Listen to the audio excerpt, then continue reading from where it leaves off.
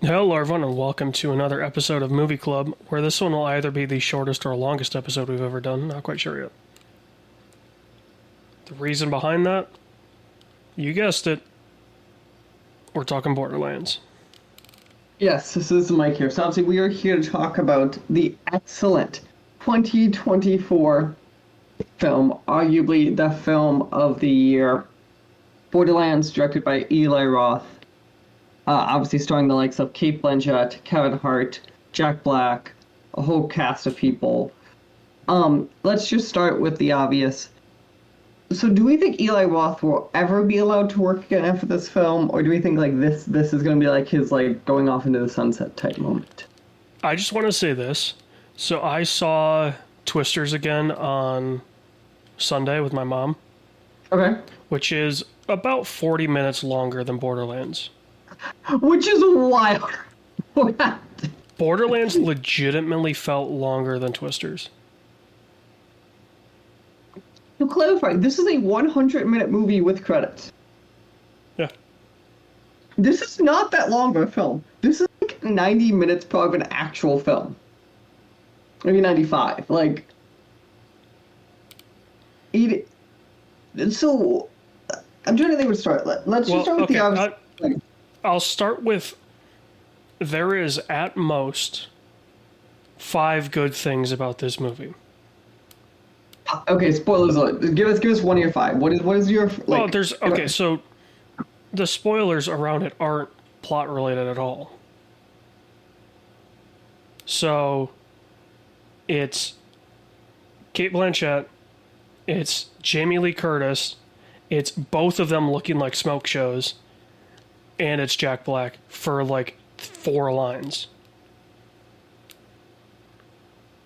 Those are the 5 good things about this movie. Hear me out. That's it. Jamie Lee Curtis is the only person I'm convinced who worked on this film who I'm actually convinced ever touched the games. I could see Kevin Hart touching them because I think he's got kids. His And kids. sure, but I mean like actual like the way they play the character and then the way you would see them like no one doubts that Jamie Lee Curtis is actually secretly a nerd. It's the way that Kevin Hart is a valid, like we all know kind of he's a nerd, but like I feel like the Jack way you Black see the definitely performance. played these games. Yeah, but Jack Black, I feel like though, like in a lot of weird ways, Claptrap was like modeled off of what kind of that Jack Black becoming the kids guy. Like I feel like that is one of Claptrap's inspiration. So it's kind of like Jack Black, go be yourself. Yeah, I could. Yeah, And that's the only thing I would give that one is like I'm not saying it's a bad performance. Actually, I don't know. I think Jack Black, well, not a great performance. It's one of those like if that was the worst part of this film, me and you'd be having a way different discussion. yeah. Like he's not the problem here by any level. I mean, it's a very annoying character, unless you like that style of, like dialogue that was in the games. Like, if you like Claptrap the character in the games, it's Claptrap. Yeah, that's can't what I mean. Like, stand Claptrap in the games. It's so annoying. So when it was the exact same thing, there was one time I laughed in this movie, and it was a Claptrap line. I'll give him that. Otherwise, I was falling asleep. Like, this movie has nothing going for it. The pacing is terrible. The characters suck. and again, hear me out, because hear me out. I'm not going to defend, like, I know I like Borderlands, the games, objectively more than you. But the thing I always feel like I've always tried to defend against them is the thing I always say is, at least the characters are really fun. I can't say that about this film. Because, like, that was the thing I was, Borderlands is one of those things of, like, in a lot of ways people point to, like, Mad Max stuff of, like, we don't really care about the overworld. Here's, like, the fun, like, character, the things you remember. If I didn't know the games, like, this very much felt like you just saw what the characters look like in the games and just went with it from there. Well, it's not even that, because it's not cel shaded, right? So it's not that Borderlands look that they've kind of co-opted for themselves. It doesn't look like the games. Like, okay, it kind of looks like the games. and that's about it. I don't think the blind look for some of the characters actually is horrible. I understand those are not cel shaded. But like I do think though there are shots where like even like Kevin Hart as Roland looks like a bad cosplay. It doesn't look like we're trying to do something serious here in the slightest. Yeah. And I'll say this, right? Like, I feel so bad for Janina in this because she has had great performances in projects that have a very bad reception. Case in point, when she did the campaign for Battlefront 2. Right? Like, everybody had already turned a negative on Battlefront 2 because of all this cosmetic bullshit that they switched around before the game even launched. The game launches, her character is actually pretty good. And one that a lot of people liked. And her performance was good.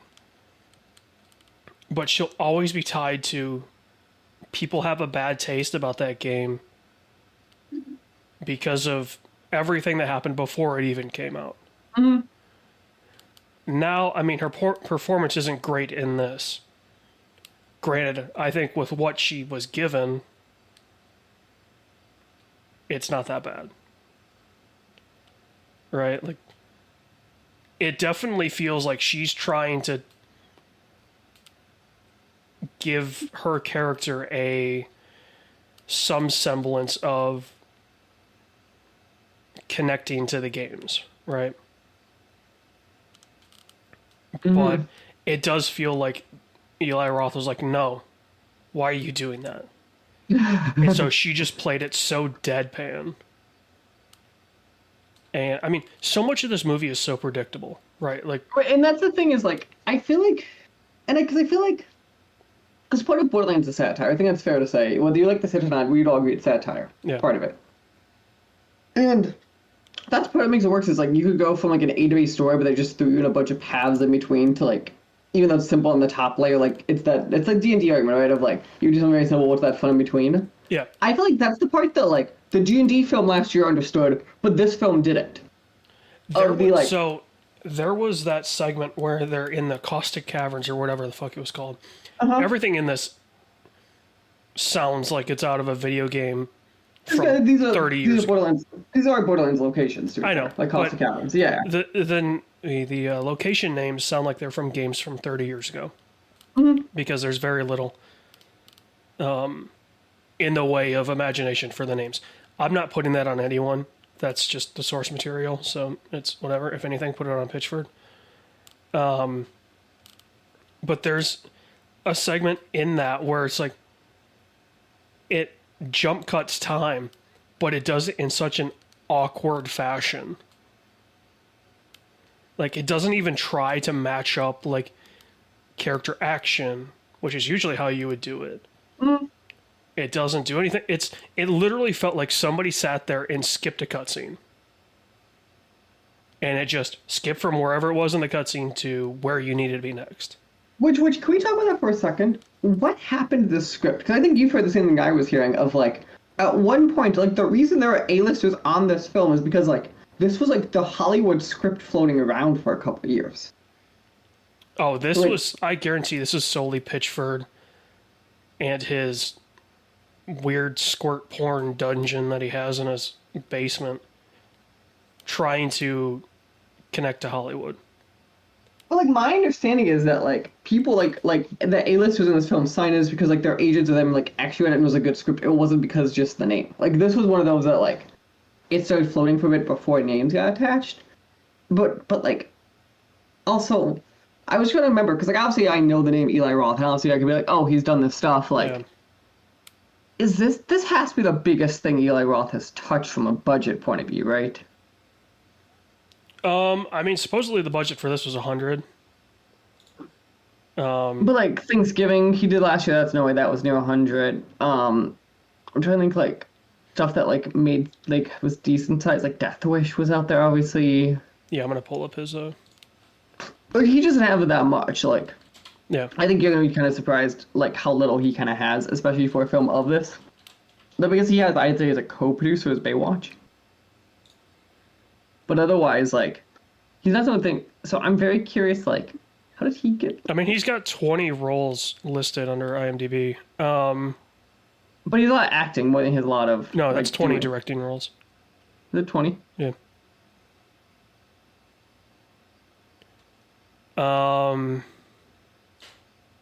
At 13 on the chart, maybe I'm missing a few. I'm pulling straight off IMDb. Yeah, that's fair. I mean, I feel like Thanksgiving must have had a decent budget. But like this was before Thanksgiving, is my understanding. Like this has been like filmed for a while.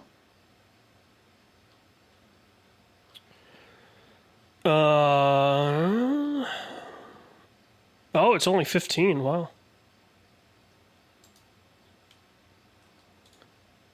But what is at list Borderlands budget at? Because we've heard 100. 115 is what IMDb puts it at. That's it, kind of what I'm saying. I've been seeing like some shit low to like low ones. Like that kind of checks out. Yeah. And to be fair, like just the names attached and how long it's been in production, like I don't know if that uber shocks from a number. I don't gasp at it. No.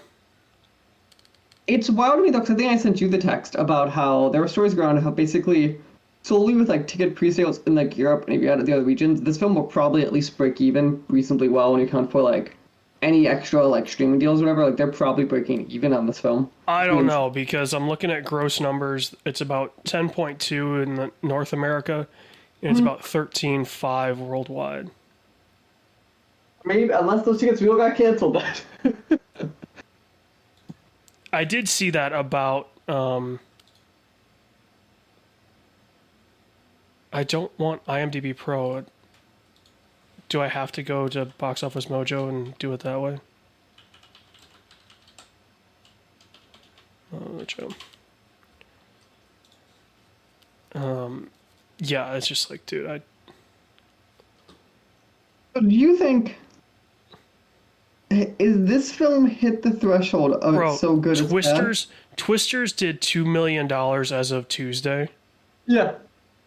So It Ends With Us was 7.2, Deadpool was 7.1, Twisters at 2, Despicable Me at 1.4, Trap at 1.1, Borderlands is 6. It did less than $1 million in a day. To date, it's done 10.2. Hear me out, and I will stick with this line. In today's society, especially where like independent superhero stuff are doing well, like satire superhero stuff seems to be doing pretty well, as we can see kind of like secondary stuff around. I feel like if you gave this film to a competent director and writer duo, like this feels like it should be some level of successful. I'm not saying $1 billion successful, but you could see a world where this can make a few $100. Oh, no, sorry, I was wrong. International box office is only 3.2 million so far. So worldwide, it's 13.5. But you know what I'm saying? Like, on paper, this is something you could at least market to people to see in some capacity. It's out everywhere. It's not waiting on anything. There is no way in God's green earth this thing is making money. I don't understand. Like, I understand how you fuck this up, right? I do get, but like, it's shocking to me. This feels like a like early 2000s level of a fuck up adaptation versus like where we felt like we were getting good at adaptations for the last like few years. Yeah. Like this was like we went back 20 years on adaptations type bad. Like I'm convinced the people who made this film did not play the games in any capacity or read any source material. Like, dude, the day that I saw it, this movie grossed $671,000. That's an average of $214 per theater. That's amazing. My theater had like 10 people in it. Your theater was pulling its weight in averages. Yes. Like on a national level. At 5 o'clock on a Monday afternoon, my theater was doing better than the national average. All of Western Michigan for its averages. Yeah. Because that's just one screen. You could have multiple screens going. That would have covered. Oh no, there was only one screen for this movie. Trust me. I think they Okay. realized they saw those early reviews and like fuck it, like put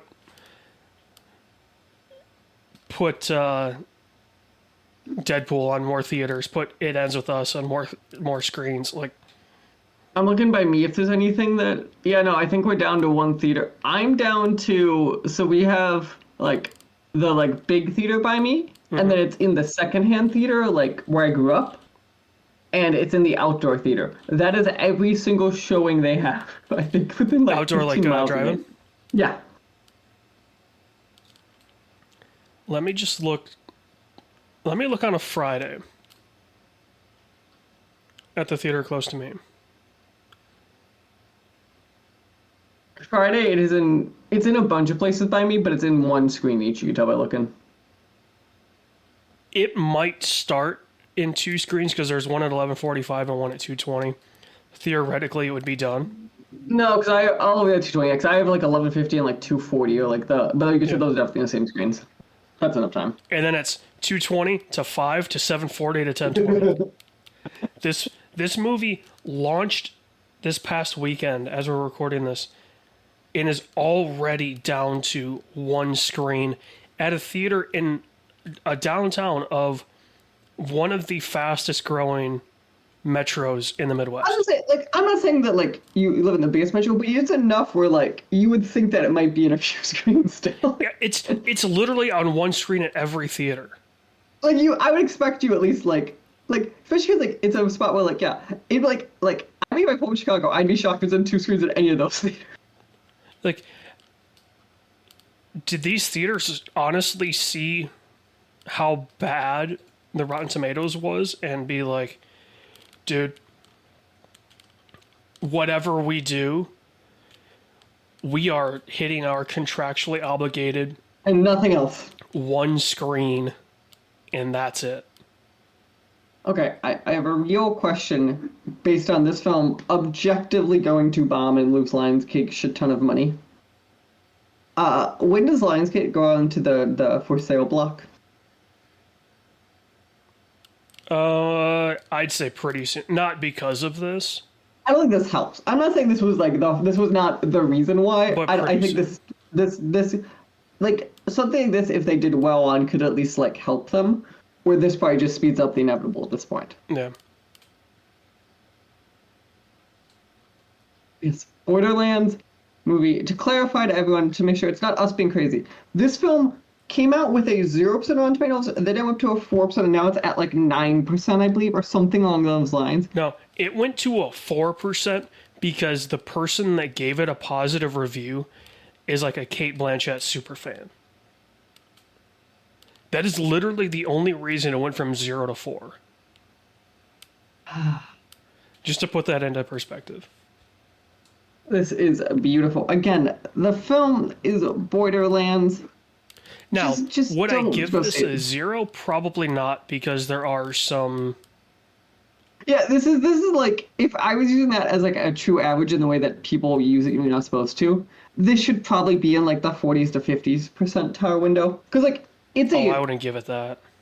It's I'd give it like a 30 at most. like it's a film. Like there are pieces of this where I go, you made a film. Like you at some point. And I guess you can follow the A plot.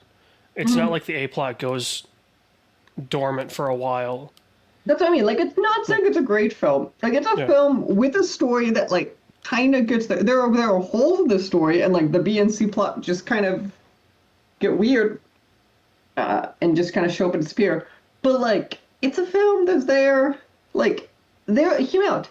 I feel like, the characters could have been rewritten into decent, competent characters, but, like, we just need to workshop these scenes a bit more.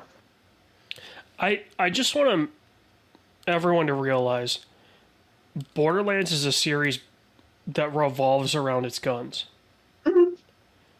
There is one gun in this movie that is a Borderlands gun. Yeah. Why? Okay, what is Borderlands objectively about? Like, if you look at the abstract, right? weapons slash violence, so guns or explosions, like Miss Torque stuff we probably allow into the guns category. The insane characters, Yeah. and then satire. Would those be like the three big pillars, would you argue? Kind of get Yeah. in. Did this film understand any of that? No. Like, this film should have been a get these characters, and like, sure, we have to filmify them, so that can't be exactly a one game character, but like, make sure they get the cartooniness there. But like, again, I think there's a thing that I always think this is what I always argue is good wrestling versus bad wrestling in the same way is I think the best things that are silly or don't take themselves serious made sure when they're writing, though, that the world or the characters are self-serious. And I think that's something this film fundamentally gets wrong, is that, like, sure, these people are crazy, but it should be like, they're crazy, but in the rules of the world, they're sane. But, like, to everyone else, they're crazy. Yeah, Bryan Cranston has a really great quote about that. He says, you don't want... as soon as a comedic character realizes they're in a comedy, it doesn't work anymore. Right. They need to think they're in a drama. Sure, we know it's a comedy because they're doing insane shit. But to them, this is real life. This is at least serious. It might not be like the most serious thing that happened, but like it's serious. Yeah. This isn't a joke. Whereas this is just like, dude, I don't even know. You know, like I say, it's probably one of the last times we'll get to see Jamie Lee Curtis super gazungas. Yeah. Because I really don't know. I mean, I don't know how much more she's going to be doing, right? Like, She's only 65. That first cleavage shot is going to awaken some things in people. Don't get me wrong. Cate Blanchett, still a stud, right? Like, I don't care how old she is, she could still get it from anyone. And, like I say, like, Jack Black's Claptrap has a few times where it's kind of funny. Also, can we appreciate? I just want to put up when you do that. I put up Jamie Lee Curtis's like Wikipedia page to see if I was missing anything fast. Yeah. I want to point out this is the greatest. Announced her retirement in October 2006. Okay. When do you think the next film she was cast in? Oh, I know it was. I think she had some more movies come out in 2006. No, it was June 07 for Beverly Hills Chihuahua. She unretired for Beverly Hills Chihuahua.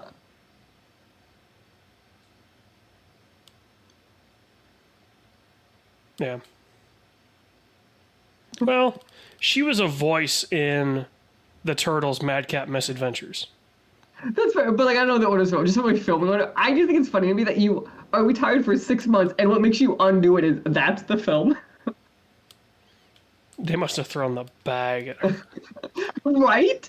Like if you would have made the announcement of I'm retiring to focus on my family, and then 6 months later I'm retiring for that, like what amount of money was she offered? Yeah. Yeah. Borderlands. Is it fair to tell people don't go see it? I do believe this is the worst movie we've ever done for movie. I don't think I can fundamentally, because I think there are okay. There are probably worse made technical films we have seen, but I don't know if they White Boy Rick is better than this. Okay, is White Boy Rick our bottom, or is it that Wives movie saw right around the same time? I mean, the Wives movie was kind of a nothing burger. Like, it was in the same way that Borderlands is a nothing burger. Yeah. That Wives movie was a nothing burger. But the Wives movies, we couldn't see any potential where it could be good. With this, I could be like, I could fundamentally scream and see where we could improve, like, 8 scenes, like, really fast. Like, the Wives movie is a solid, like, 65%, like, and that's all it will ever do. Mm-hmm. White Boy Rick is, like, fun bad. Yeah. Because the accents are way off and it's just ridiculous. Whereas this is, like, It's so bad.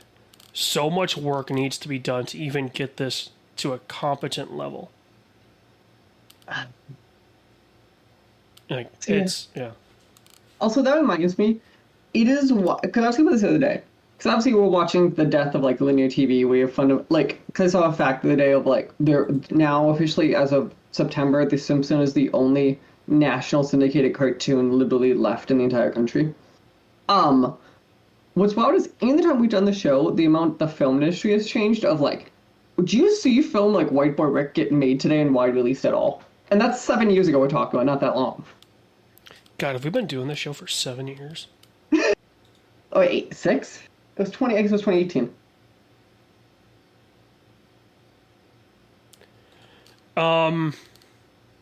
I do, but not a full release, if that makes sense. Okay. White Boy Rick is a wide release starring Matthew McConaughey. Yeah. Like, I don't think he's making the money he made today for the film he made then. No. Like, White Boy Rick to me screams like if it came out today, it would be on Netflix.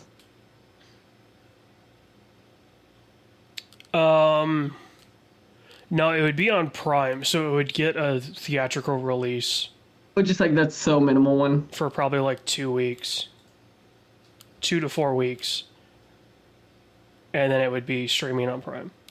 I forget, like, it's a legit cast of this. Yeah, it's not a bad cast. It's just a bad movie. But yeah, that would do it for us here.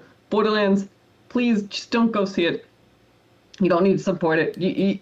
Honestly, the trailers. Even then, I didn't love the trailers. They're probably the best parts of the film. This is one of those films. Just see like the 2 or 3 trailers. You get the point. You need to see nothing else. And please, like this way, if it dies, we get to come back in like 20 years when they get to reboot it and try again. Versus them making a sequel on this shit. Yeah. It bad, people. It bad.